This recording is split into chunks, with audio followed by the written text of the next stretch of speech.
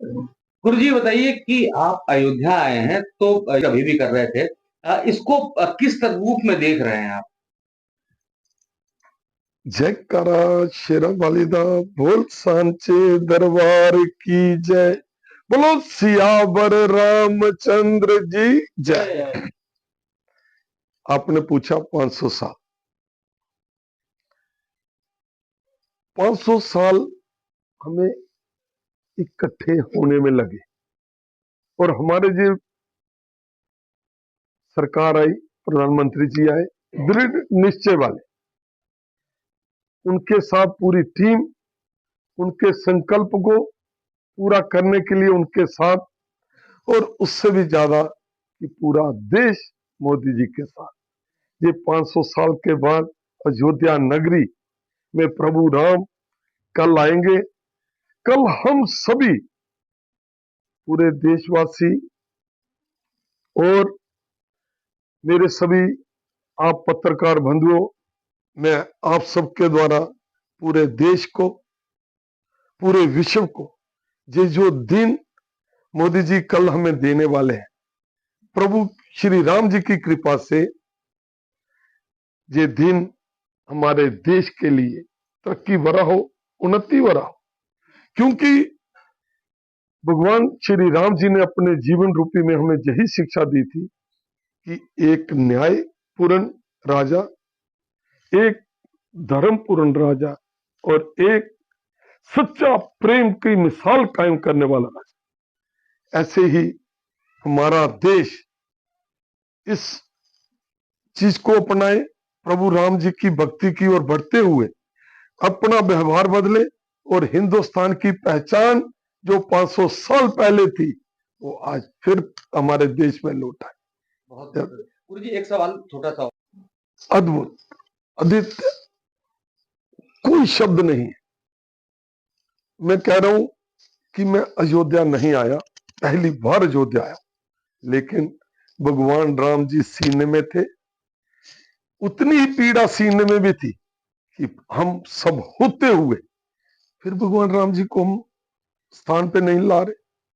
लेकिन वो तो तभी आएंगे ना जब हनुमान जी उनको लेने आए। तो हमारे प्रधानमंत्री जी में अंश है हनुमान जी के रूप में, उन्होंने आज अयोध्या, हमारे योगी जी ने दिन रात मेहनत करके, हम अभी आए पूरा देखा जगमग जगमग करता हुआ, ऐसे लग रहा था कि वही सतयुग फिर आया जिसकी कभी कल्पना हमने की थी। हर और अयोध्या नगरी की तरफ रोन के, मैं कह रहा हूं इससे ही विश्वास कीजिए कि मोदी जी ने हाथ जोड़कर सबसे विनती की थी कि आप अपने घरों में इस दिन को उत्सव की तरह मनाइए, दीपावली की तरह मनाइए।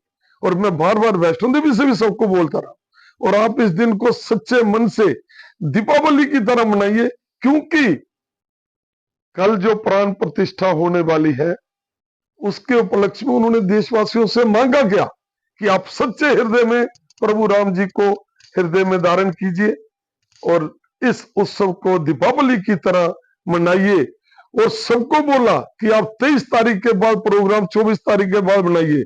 लेकिन सबके कहने से भी आज जो भीड़ देख रहा हूं, लोग अपने दिल को रोक नहीं पा रहे हैं। क्यों? क्योंकि उनके प्रभु श्री राम इस धरा पे आ रहे हैं, अयोध्या में आ रहे हैं। यही आप सबसे विनती, सबसे प्रार्थना, आप राम जी की जीवनी अपने दिल में, मन में उतारिए, अपनाइए और हमारे देश की संस्कृति को इस और आगे बढ़ाइए, ताकि जो हमारी आने वाली पीढ़ी है, जैसे हमारे मोदी जी उनको बनाना चाहते हैं देश को उज्जवल ऊंचाइयों की तरफ, तो मैं मोदी जी को, जोगी जी को एक पुजारी होने के नाते, एक देशवासी होने के नाते मेरे दिल से उनको बार बार प्रणाम और बुलावा। मां वैष्णो देवी में भी आप आइए, जो आपने वायदा किया है। जब इलेक्शन लड़ने से पहले आप आए थे तो तीनों माताओं ने आपको वरदान दिया। अब आपन वो वायदा पूरा करने के लिए अब आप दोबारा आइए, मां के चरणों में आशीर्वाद लीजिए। आपको अश्वमेव यज्ञ की तरह आपकी जो इच्छा है वो पूरी होगी। जय माता दी, जय श्री राम। जय श्री राम। हाँ, आपने हमें अभी प्रश्न किया कि ये भाजपा का सम्मेलन है।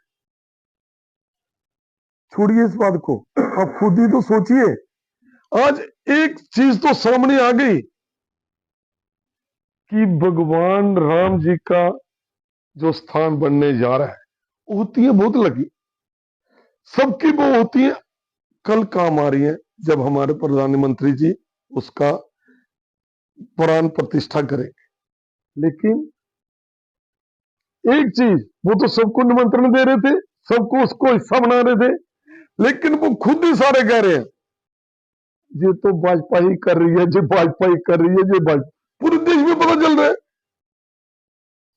जिन्होंने साथ रह के इस कार्य को करना चाहिए वो खुद ही बोल रहे हैं कि ये भाजपा कर रही। तो मोदी जी को कुछ भी करने की या कहने की जरूरत नहीं।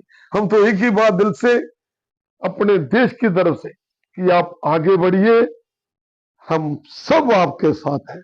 और माता रानी, प्रभु श्री राम, भोलेनाथ सब आपके साथ हैं।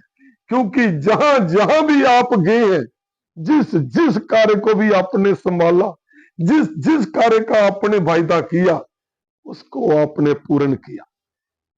यही हम आपके अंदर वो, मैं बोलता हूं कि हनुमान जी की जो थोड़े से भी जो अंश है ना, वो आपके हैं। तो भगवान राम तो हनुमान जी को वो सबसे ज्यादा प्यार करते थे, तो इसलिए उनके हाथों से ही कल ये कार्य पूरा देश और पूरा विश्व और ये अयोध्या नगरी की कायाकल्प जो है, आप देखिए और मैं देख रहा हूं हर तरफ, मुझे तो यही दिख रहा है कि हमारा देश तरक्की की ओर बढ़ रहा है। तो माता रानी जी तरक्की ऐसे ही बढ़ती रहे, सबको खुश रखे। जय माता दी, जय श्री राम। देखिए जो आपने राजनीति वाला प्रश्न कर दिया बाबाओं को, हम तो कहते हैं ना, हम तो एक बंदे को नहीं छोड़ना चाहते। अब तो मोदी जी की बात कर रहे हैं। ऐसा कौन सा मुख है जो उनके बगैर इस देश में, हमारे देश में, हिंदुस्तान में जो सही अपने आप को मानता है, तो वो मोदी जी के बगैर नहीं रह सकता इस बात। तो हम चाहते हैं माता रानी उनको स्वस्थ रखे, खुश रखे और थोड़ी सी भागदौड़ और दे, ताकि देश अभी और बुलंदियों की तरफ जाए। जय माता दी, जय माता दी। देखिए जीवन में हर किसी के जीवन में एक मौका आता है सच को अपनाने का या ठुकराने का। ये पहचान है आज आपके सबके सामने आ रही है। मैं समझ किंतु परंतु छोड़िए, अरे हार जीत छोड़िए, अपने जीवन को उस लक्ष्य तक तो पहुंचाइए कि आप बनना क्या चाहते हैं। राम जी आ रहे हैं, वो सबके राम जी हैं, मेरे भी राम जी, आपके भी राम जी। लेकिन आपने निमंत्रण जो भी है वो आपकी है, क्योंकि रावण भी जहां थे, कंस भी जहां थे। शायद मेरी वाणी को कोई बुरा माने, लेकिन मैं किसी को रावण, किसी को कंस नहीं कह रहा। लेकिन रावण हमारे मन के अंदर है, जो 24 घंटे हमें, सबसे बड़ा विद्वान तो रावण जी थे, लेकिन फिर भी उन्होंने इतना विद्वान होने के बावजूद जो आपने देखा अंत कैसा होता है, बुराई के ऊपर सच्चाई की विजय, वो प्रभु श्री राम है।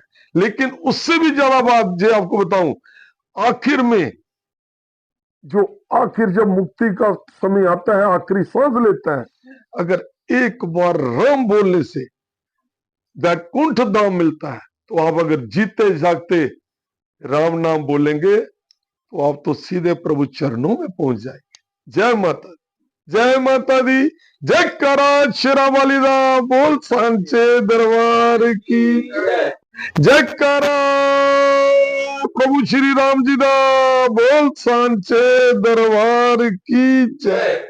महाराज जी विपक्षी कह रहे ये तो भाजपा का कार्यक्रम है, इसमें निमंत्रण तो कोई नहीं। देखिए किस तरह का भाजपा का कार्य,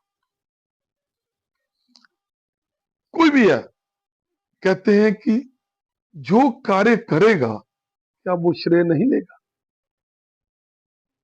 तो वो तो श्रेय ले भी नहीं रहे, उन्होंने तो सबको बुलाया। अगर श्रेय ही लेना होता तो जहां पर सिर्फ भाजपा ही होती, सब देशवासियों को, जो चाहे जो भी पार्टी है, सबको उन्होंने निमंत्रण दिया, दिल से दिया, आना ना आना हम उसको जू बोलेंगे कि प्रभु जी ने बुलाना ना बुलाना, उनकी शरण में तो वही जा सकता है जिनको वो बुलाते हैं। जय श्री राम, जय श्री